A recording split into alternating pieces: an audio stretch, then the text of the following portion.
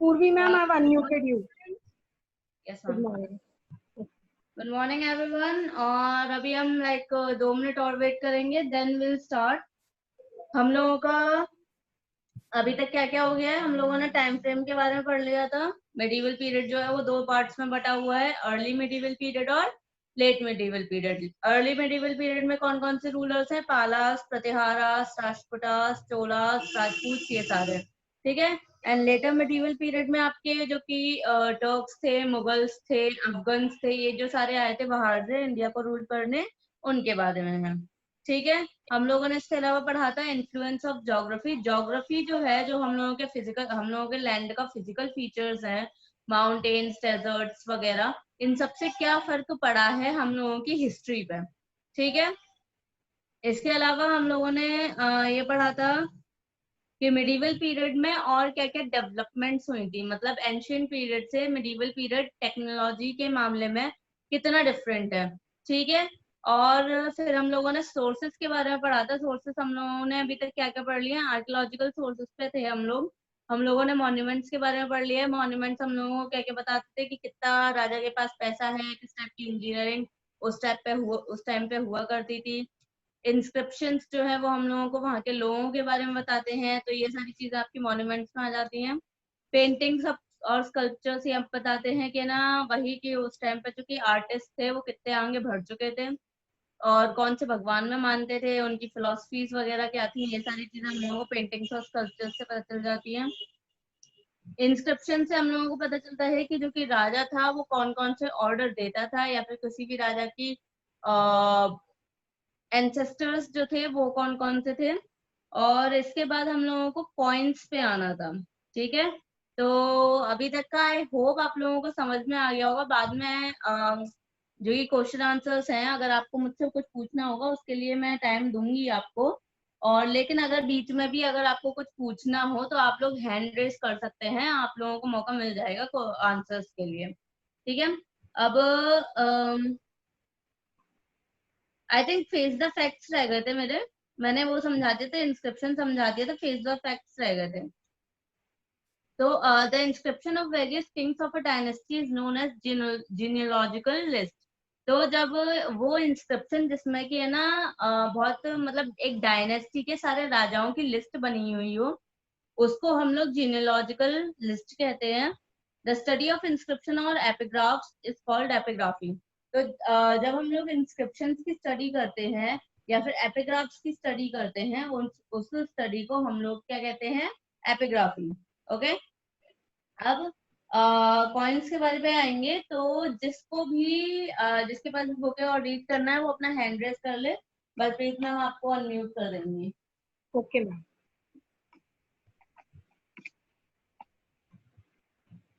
सेजल, सेजल। मुझे कुछ पूछना था मैम से। पूछिए। मैम मुझे ज्योग्राफी के चैप्टर नंबर 2 का क्वेश्चन आंसर चाहिए। बेटा आपके पोर्टल पे नहीं था? नहीं मैम, किसी का तो भी बेटा नहीं है मैम, एनी सब्जेक्ट। तो वो अपलोड कर रहे होंगे, अभी आया नहीं होगा लेकिन आपको मिल जाएगा, ठीक है। अगर नहीं मिला एक हफ्ते तक तो फिर मैं उनसे पूछ लूंगी और आपको बता दूंगी। ओके, ठीक है। Do you want to read? ठीक है। No ma'am. नो? क्यों? Ma'am I am unmuting Gauri. Okay ma'am. Gauri, I have unmuted you. Morning You ma'am. can read. Morning बेटा, you can read. Coins. All coins have great historical value. Analysis of coins of the medieval period has been found. The Mughals, the Cholas, the Sultans of Delhi, and other religion rulers issued many coins which are unique to their kingdom. The writings of these coins mostly had the name of the ruler and the date of its issue.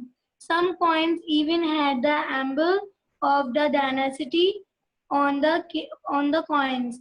These markings make it easier to Identify.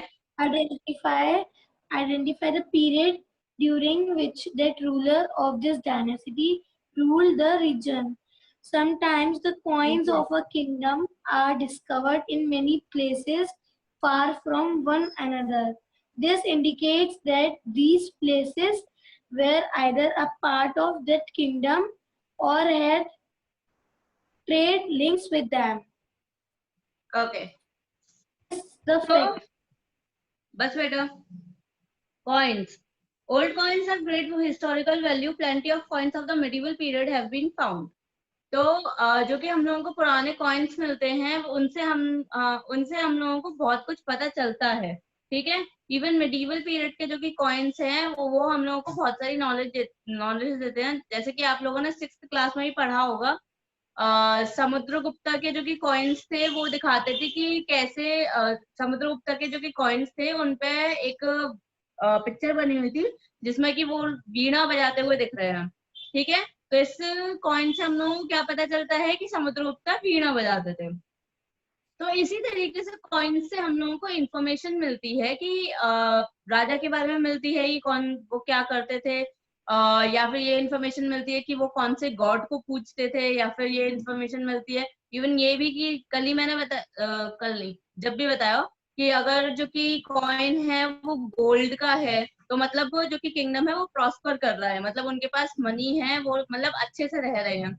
अगर जो कि coin है वो copper का है या फिर I don't know lead का है तो मतलब उनके यहाँ उनका जो कि किंगडम है वो इतना ज्यादा अच्छा नहीं है, मतलब थोड़ी पॉवर्टी है वहां पे, गरीबी है थोड़ी वहां पे. ठीक है. तो ये सारी चीजें हम लोगों को कॉइन से पता चलती है.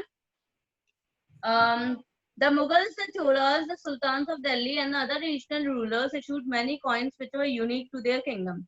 तो मुगल्स, चोला, सुल्तान जो कि दिल्ली के सुल्तान थे या फिर रीजनल रूलर्स थे, मतलब बंगाल के अलग रूलर, गुजरात, राजस्थान, इन सब के अलग अलग रूलर्स जो थे तो इन सब ने अपने अपने कॉइन्स निकाले थे और ये जो कॉइन्स निकालते थे सारे डिफरेंट हुआ करते थे. ठीक है. जैसे कि इंडिया के अभी जो कॉइन्स होंगे वो अमेरिका के कॉइन्स से डिफरेंट होंगे, या फिर इवन नेपाल जो हमारे बिल्कुल बगल में है हम लोगों के उनके कॉइन्स डिफरेंट होंगे, हमारे कॉइन्स डिफरेंट होंगे. तो अलग अलग किंगडम जो थे वो अलग अलग टाइप के कॉइन्स निकालते थे. The writings on these coins mostly had the name of the ruler and the date of its issue. तो ये जो कि कॉइन्स थे उन पे जनरली क्या लिखा होता था, पहले तो वो लिखा होता था कि है ना कि उस टाइम पे जो भी रूलर था, जो भी किंग था उसका नाम लिखा होता था. ठीक है. और है ना जिस ईयर में वो कॉइन बनाया गया है वो लिखा जाता था. जैसे कि इवन अगर आप है ना अभी का कोई कॉइन उठाएंगे तो उसमें आप लोगों को ईयर दिख जाएगा कि कौन से ईयर में वो कॉइन बना है. ठीक है. इसके अलावा जनरली ये चीज आपने ध्यान दी होगी कि नहीं कि है ना आपके जो कि ईयर लिखा होता है उसके जस्ट नीचे एक निशान सा बना होता है. ठीक है. तो पॉइंट बना होता है या फिर एक छोटा सा स्क्वायर बना होता है या फिर एक छोटा सा सर्कल बना होता है, तो वो जनरली ये बताता है कि ये जो कॉइन है वो कौन से सिटी में बनाया गया है. ठीक है. तो हम कॉइन से ये इंफॉर्मेशन मिल जाती है. इसके अलावा रूलर का जैसे कि हम लोग इक्विवेलेंट क्या मान सकते हैं, हम लोगों के पेपर नोट्स होते हैं. ठीक है. 10 का होता है, 20 का होता है, 50 का होता है. ठीक है. तो इन सारी पेपर नोट्स पे आप देखेंगे एक साइन होता है. ठीक है. मतलब आई थिंक ठीक है, जिसका भी साइन होता है वो चेंज होता रहता है क्योंकि जैसे जैसे वो मतलब इंसान चेंज होता रहता है तो वो सिग्नेचर्स भी चेंज होते रहते हैं. इसी तरीके से ये जो कॉइन्स है जो कि रूलर्स कॉइन्स निकालते थे, जैसे जैसे रूलर्स चेंज होते थे वैसे वैसे कॉइन्स पे जो कि नाम थे वो चेंज होते रहते थे. Some coins even had the emblem of the dynasty on the coins. तो कुछ coins जो थे वो उनपे emblem होता था डायनेस्टी का. एम्बलम मतलब जैसे कि आप लोगों के अभी के कॉइन्स पे कौन सा एम्बलम है, जो कि आपका अशोका का लायन वाला है. ठीक है. ये हम लोगों का इंडिया का एम्बलम है. ठीक है. उस टाइम पे जो कि किंगडम्स थे उनका जो कि सिंबल हुआ करता था वो लोग उन कॉइन्स पे डालते थे. जैसे कि कुछ का लाइक बुल हुआ करता था, कुछ का टाइगर हुआ करता था. तो ये अलग अलग टाइप के एम्बलम हुआ करते थे जो कि है ना वो अपने कॉइन्स पे डाला करते थे. These markings make it easier to identify the period during which that ruler or his dynasty ruled the region. तो ये सारी जो मार्किंग्स हैं ये हम लोगों को उस टाइम के रूलर और उनकी डायनेस्टी के बारे में बताते हैं कि ये जो कॉइन्स है वो कहाँ से आए हैं. ठीक है, मतलब अगर मैं क्या कहते हैं, अगर मैं अभी एक कॉइन लूंगी इसी टाइम का, ठीक है, तो उस पे आपका ईयर लिखा होगा. ओके, और अगर लाइक 2010 आई थिंक, शायद 2010 का मैं कोई कॉइन लूंगी और है ना 2020 का भी कोई कॉइन लूंगी, तो आप लोगों को फर्क दिखेगा क्योंकि आपका 1 और 2 रुपए का, इवन 5 रुपए का जो कि डिजाइन है वो चेंज हो गया है पहले से. ठीक है, तो मुझे क्या पता चलेगा कि ये वाला जो कॉइन है ये अभी का बना हुआ है और जो कि पुराना वाला कॉइन है वो पहले का बना हुआ है, क्योंकि उसकी डिजाइन जो है वो बिल्कुल डिफरेंट है. ठीक है, तो ये सारी चीजें हम लोगों को कॉइन से पता चलती है. Sometimes the coins of a kingdom are discovered in many places far from one another. This indicates that these places were either a part of that kingdom or had trade links with them. तो कभी-कभी ऐसा होता है कि जो कोई coins हैं वो अलग जगह पे मिलते हैं. जैसे कि अगर कोई अशोका की बात ले लें, ठीक है, अशोका जो था वो नॉर्थ इंडिया पे रूल करता था. ठीक है, लेकिन अगर उसके कॉइन्स जो हैं वो हम लोगों को लाइक से एमपी में मिले, मध्य प्रदेश में मिले, ठीक है, तो हम लोग तो क्या कहेंगे उसके बारे में. या तो हम लोग ये सोचेंगे कि ना वो जो अशोका था उसका जो कि रूल था वो मध्य प्रदेश के एरिया में भी था. ठीक है, या फिर हम लोग ये कहेंगे कि है ना उसके ट्रेड लिंक्स थे, मतलब बिजनेस वहां पे होता था. ठीक है, मतलब अगर उसका रूल वहां तक है तो उसके ही कॉइन्स चलेंगे, जहां पे भी उसका एरिया होगा उसी के तो पैसे चलेंगे, उसका ही तो नाम चलेगा. और अगर उसका सिर्फ और सिर्फ ट्रेड हुआ करता था तो ट्रेड में जब है ना कोई इंसान वहां पे चीज खरीदने जाता है या फिर चीज बेचने जाता है तो वो जो कि उसके अपने खुद के रूलर्स हैं उसके ही तो पैसे देंगे. ठीक है, तो इस तरीके से हम लोगों को ये सारी चीजें पता चलती हैं हिस्ट्री के बारे में सिर्फ और सिर्फ कॉइन्स के through. Okay, the science pertaining to the systematic collection and study of coins is called numismatics. Those who study them are called numismatists. तो ये जो स्टडी होती है कॉइन्स की, ठीक है, जो लोग कॉइन्स के थ्रू हिस्ट्री का पता लगाते हैं वो वाली स्टडी जो है उसको हम लोग न्यूमिस्मैटिक कहते हैं. और जो लोग ये स्टडी करते हैं, जो लोग कॉइन्स को स्टडी करते हैं उनको हम लोग क्या कहते हैं, numismatist. Okay, a book on coins titled Dradya Pariksha, an examination of coins, was written during the reign of Alauddin Khilji. It lists the coins minted during his reign. तो एक बुक लिखी गई थी कॉइन्स पे जिसका की नाम था दृढ़ परीक्षा. ठीक है, मतलब एग्जामिनेशन ऑफ कॉइन्स, कॉइन्स को एग्जामिन करना. तो ये जो बुक थी वो बुक में बेसिकली बताया जाता ही कौन से मतलब सारे जो कि उस टाइम पे कॉइन्स चलते थे उनके बारे में बताया गया है. ओके मैम, किसी को अनम्यूट कर दीजिए. Literary sources. Srishti Gautam. Srishti Gautam, I have unmuted you. Literary sources. Writings of people during the medieval period are found in abundance in the early medieval period.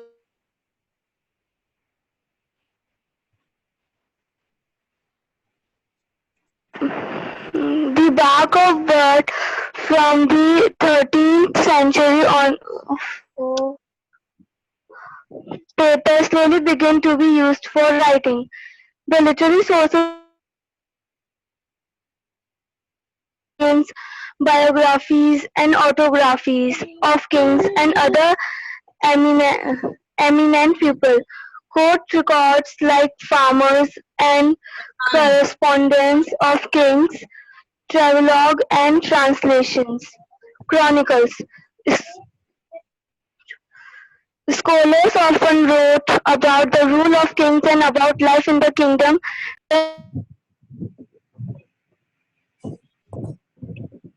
Who wrote about their rule and the dynasty. Most of these writings are in Arabic, Persian, and Turkish. The following are some important chronicles of this period. Vikramaditya by Bilhana describes the achievements of Vikramaditya VI, the Chalukya king of Kalyani in South India.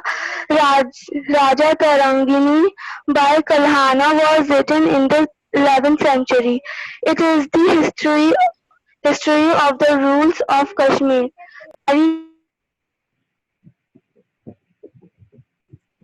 Ziyuddin Barani describes the history of the Sultans of Delhi till the reign of Firoz Shah Tughlaq, Kazim ul Futuh, and Tughlaqnama by Amir Khusraw deals with the Khazars and the Tughlaqs. Tariq-e-Firata by Farita is a record of the history of Delhi Sultans from the time of the Turks till the 7th century. Okay, enough. Literary sources. Writings of people during the medieval period are found in abundance. In the early medieval period, people wrote on palm leaves, the bark of birch trees, leather, wood blocks, and stone tablets. But from the 13th century onwards, paper slowly began to be used for writing.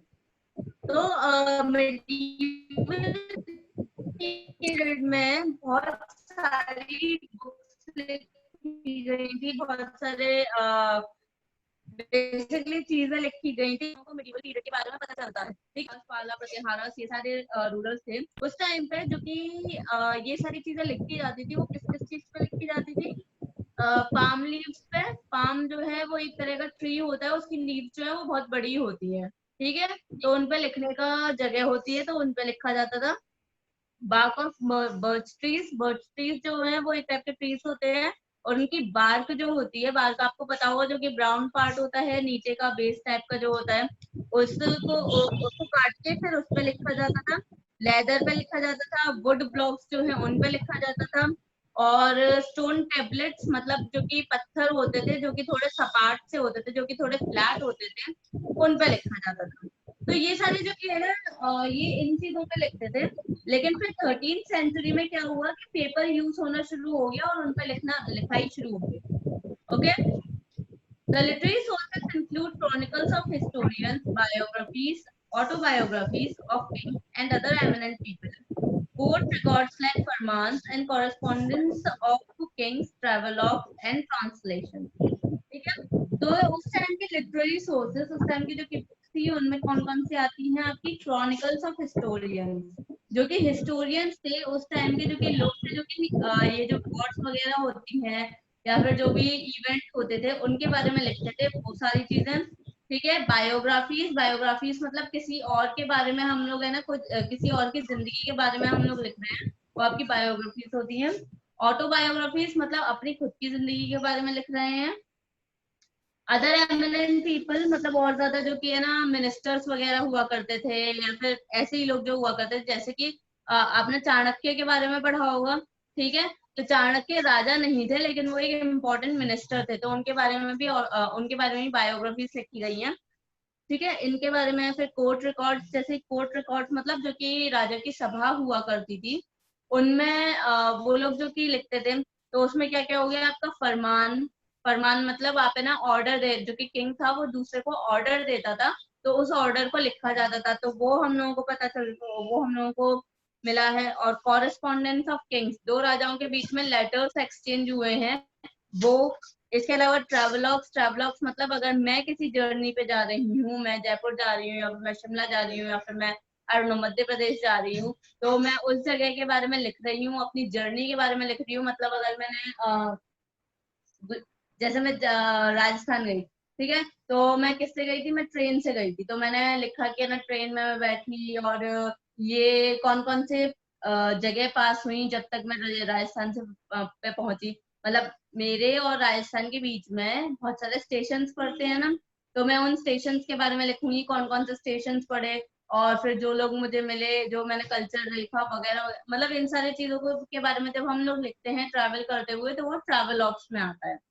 Okay. और translations ऐसे कि है ना, जब हम ये जो medieval period के लोग थे, जैसे कि अभी भी आप देखेंगे, अभी जो लोग हैं वो पुराने जैसे वेद हो गए, पुराण हो गए, या फिर आपकी मतलब और भी पर्शियन लैंग्वेज में या फिर पर्शियन लैंग्वेज में और संस्कृत लैंग्वेज में कुछ भी लिखा होता है तो उसको ट्रांसलेट करने की कोशिश करते हैं। तो उसी टाइम पे मिडिवल में भी ये काम होता था कि है ना, हमको है ना कुछ बुक्स मिलती, मतलब कुछ ऐसी राइटिंग्स मिलती थी जिनको कि वो लोग ट्रांसलेट करने की कोशिश करते थे। ठीक है, तो ये सारी जो चीजें हैं ये आप लोगों की लिटरेरी सोर्स में आ जाती हैं। Chronicles. Scholars often wrote about the rule of kings and about life in the kingdom where they lived. Most kings had court chroniclers who wrote about their rule and the dynasty. Most of these writings are in Arabic, Persian and Turkish. तो scholars जो थे, जो कि ये पढ़े लिखे थे या फिर मतलब लिखना जानते थे, तो ये राजा की रूल के बारे में लिखते थे कि राजा कैसे रूल करता है, अच्छा रूल करता है या फिर बुरा। मतलब जनरली ये होता था कि कोई भी स्कॉलर ये नहीं लिखता था कि राजा बुरा रूल कर रहा है, क्योंकि बेसिकली उन लोगों को राजा को दिखाना पड़ता था कि उन्होंने क्या लिखा है। और वेल, ये समझ लो क्या है ना, अगर तुम लोगों ने कुछ लिखा हो मेरे बारे में और कुछ बुरा लिखा हो, तुम लोगों का जो हाल होगा उससे बुरा हाल जो है वो राजा करता था उस मिनिस्टर का, अगर वो राजा के बारे में बुरा करता था, लिखता था। तो ये समझ लो।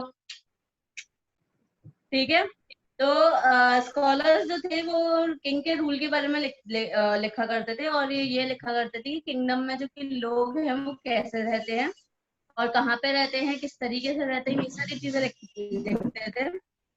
और ज्यादातर जो कि किंग्स थे उनके पास अपने खुद के कोर्ट क्रॉनिकलर्स होते थे। तो ये लोग क्या करते थे, ये लोग जो सभा होती थी उसमें जो भी हो रहा है वो सब लिखते हैं। ठीक है, मतलब सभा चल रही है, कोई उनको विजिट करने आया, कोई इवन छोटे से छोटा इंसान अगर आया और उसने राजा से कुछ मांगा है कि मुझे आई डोंट नो पैसे चाहिए या फिर मुझे कुछ मदद चाहिए, तो उन सब चीजों के बारे में भी लिख। ठीक है, तो इसीलिए उस टाइम पे प्रॉब्लम्स क्या क्या हुआ करती थी, क्योंकि जब लोग आते थे प्रॉब्लम्स अपनी बताते थे तो वो उन सब के बारे में लिखता था। तो हम लोगों को पता चलता है कि है ना, जो कि लोग थे उस टाइम के वो क्या क्या प्रॉब्लम्स फेस करते थे।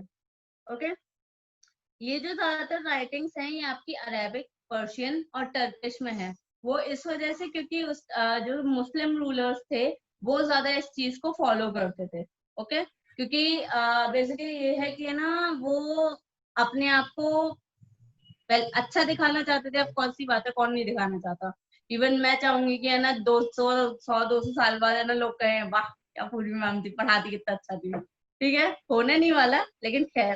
तो इसी तरीके से जो कि राजा हुआ करते थे, वो राजा जो थे वो चाहते थे कि है ना लोग आगे चल के उनकी तारीफ करें कि ये जो राजा था वो इतना अच्छा हुआ करता था, इसने इतनी सारी बैटल्स जीती, इतना मतलब फेयर हुआ करता था, इतना जस्टिस करता था। ठीक है, तो इसी वजह से अरेबिक, पर्शियन और टर्किश में ज्यादा है ये सारी writings. The following are some important chronicles of this period. तो अब है ना कुछ chronicles के नाम यहाँ पे बताए गए हैं। First is Vikramadev Charita. ठीक है, विक्रमादेव चरिता जो है वो बिल्हाना ने लिखी थी, और ये मेनली विक्रमादित्य सिक्स्थ जो कि एक चालुक्य राजा थे कल्याणी के, उनके बारे में है। तो उनकी वही जिंदगी के बारे में, अचीवमेंट्स के बारे में, कौन कौन सी बैटल उन्होंने जीती, उन्होंने अपनी खुद की किंगडम के बारे में क्या किया, मतलब बैटल्स जीतने के अलावा जो कि राजा है वो और क्या क्या कर सकता है, वो स्कूल्स खोल सकता है बच्चों के लिए। ठीक है, अगर कहीं पे भी बाढ़ आई है तो उसको रिलीफ फंड्स जो कि देते हैं, मतलब जो कि पैसे वगैरह देते हैं ताकि वो लोग अपनी जिंदगी फिर से ठीक कर सकें। या फिर अगर कोई डैम टूट गया है, मतलब जो कि डैम्स जो है वो पानी से बचा कर रखते हैं ना, तो अगर कोई डैम टूट गया है तो उसके बारे में लिखते हैं कि कैसे वहां पे डैम बनाया गया। मतलब ये सारी इन्फॉर्मेशन बताते हैं कि किंग्स की क्या है, क्या क्या अचीवमेंट है, मतलब उन्होंने अपने जो कि रूल है उसमें क्या क्या कर लिया है। ठीक है, सेकंड इज राज तरंगिणी। तो राज तरंगिणी जो है वो कल्हाना ने लिखी थी, और वो बेसिकली ये है कि कश्मीर के उस टाइम तक जो भी सारे रूलर्स थे, शुरुआत से जो कि रूलर्स थे, उन सब के बारे में लिखा हुआ है। ओके, और मतलब ये भी है कि ना जो कि उसको पता थे, जिनके बारे में हिस्ट्री पहले से पता थी कि है ना और ये वाला राजा रह चुका है, उनके बारे में तो लिखा ही है। उसके अलावा माइथोलॉजिकल स्टोरीज जो है, ठीक है, तो ऐसी स्टोरीज में भी कुछ पहले से लिखे जाते हैं, जैसे कहते हैं, अगर हम लोग है ना इवन महाभारत वगैरह की बात करते हैं तो है ना उसमें बताया जाता है कि ये वाला जो कि राजा था ये इस एरिया का हुआ करता था।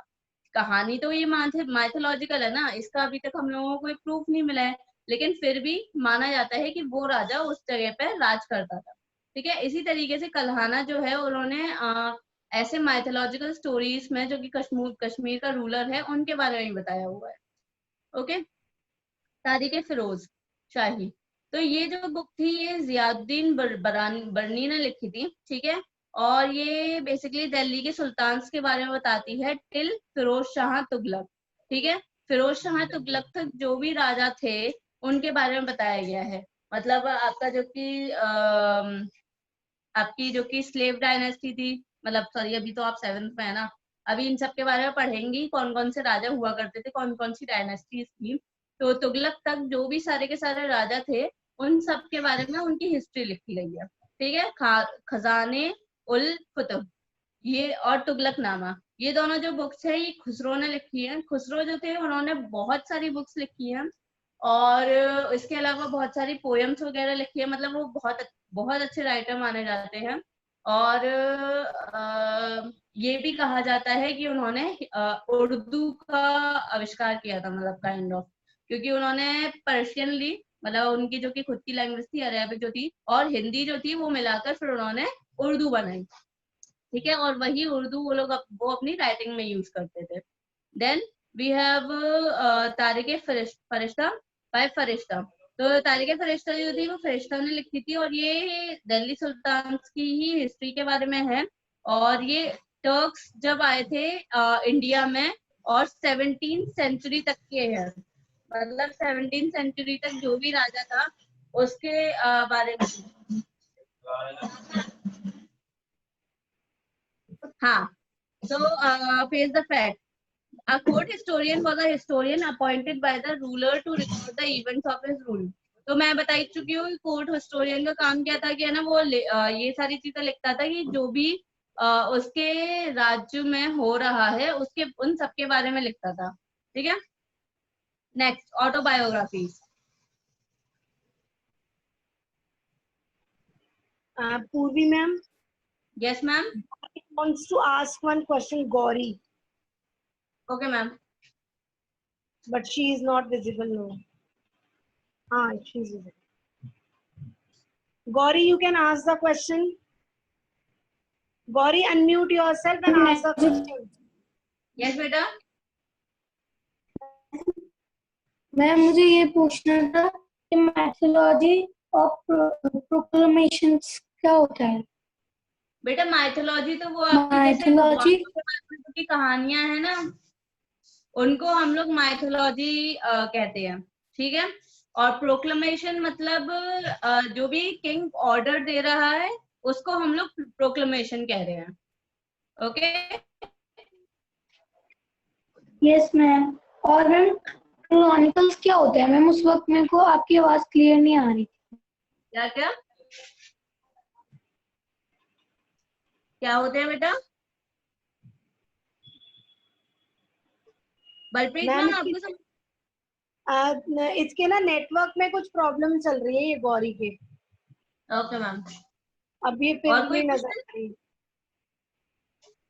चलिए मैं चलिए मैम किसी और को चांस दूं रीड करने के लिए।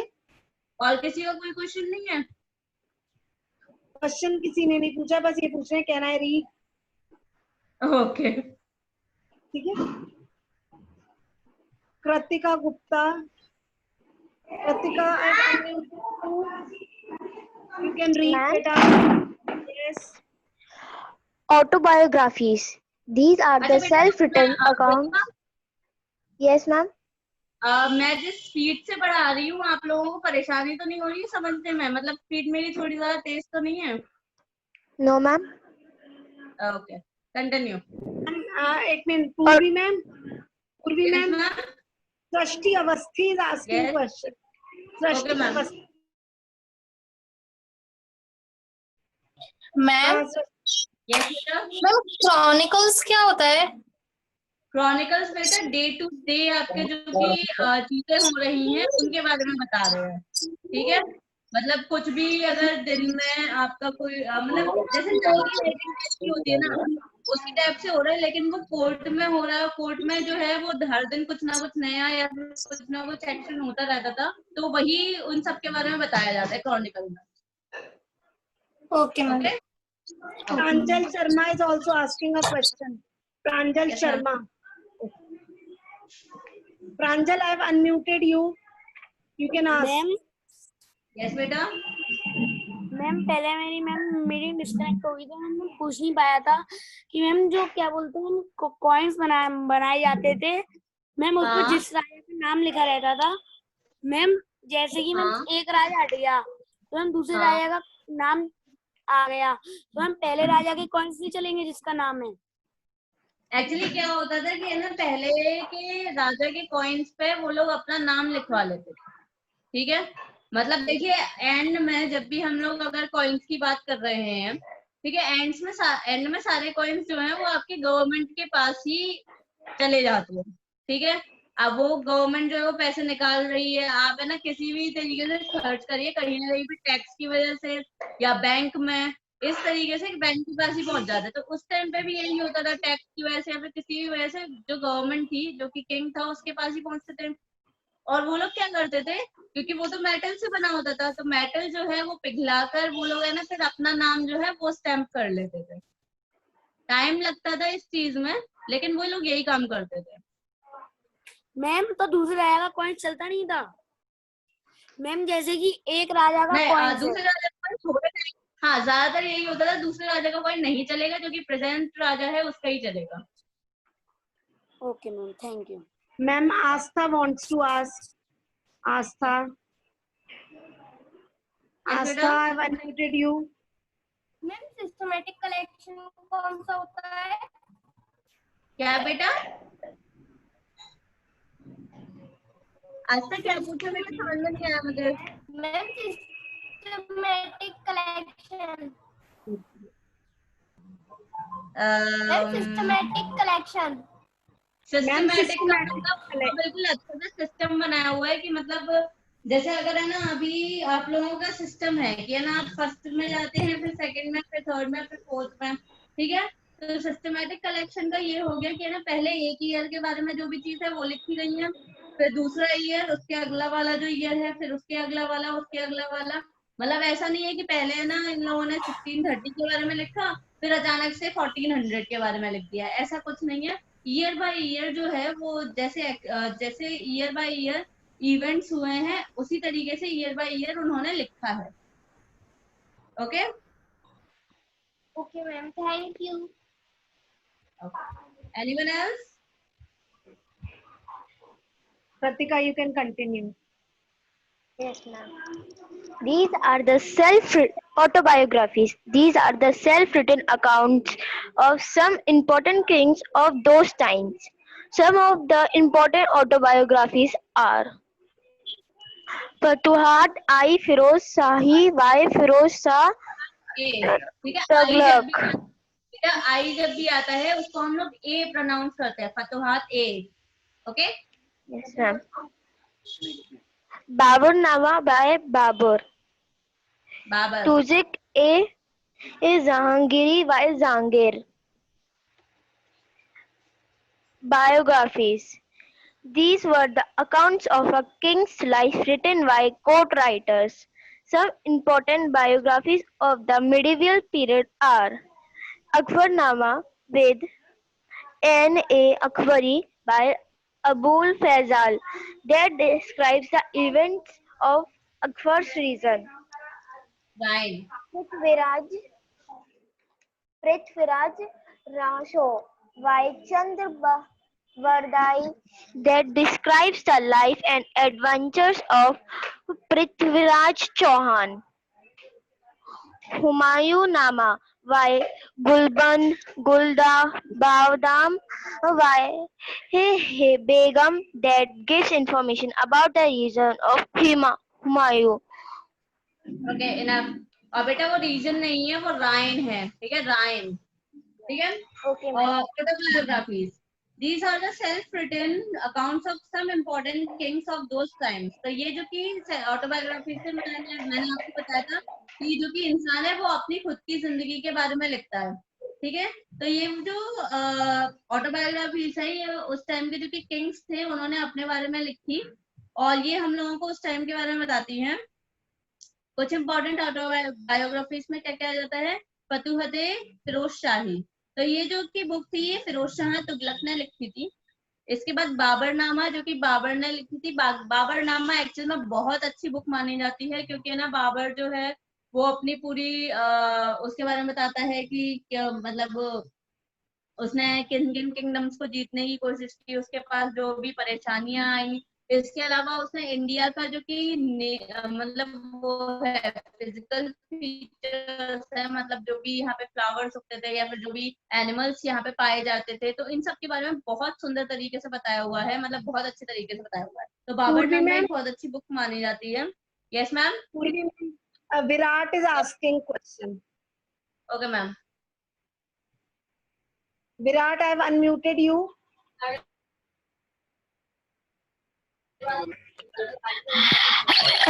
Ma'am, what is the meaning of autobiography?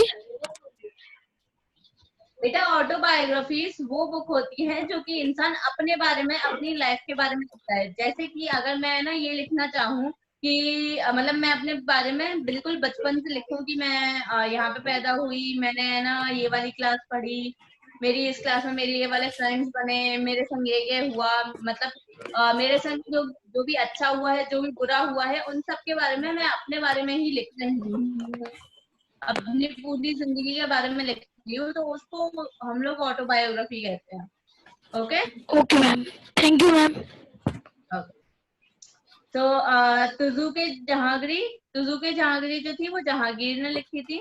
Okay I think 10 बज चुके हैं, 10 बजे का ही मैम टाइम है ना क्लास खत्म होने का। Yes. हाँ तो बायोग्राफी इसमें कल पढ़ाऊंगी आप लोगों को, ठीक है। और किसी को तब तक क्वेश्चन पूछना हो तो हैंड रेज कर लीजिए। मैम टाइम हो गया है। ओके मैम, एंड कर दीजिए।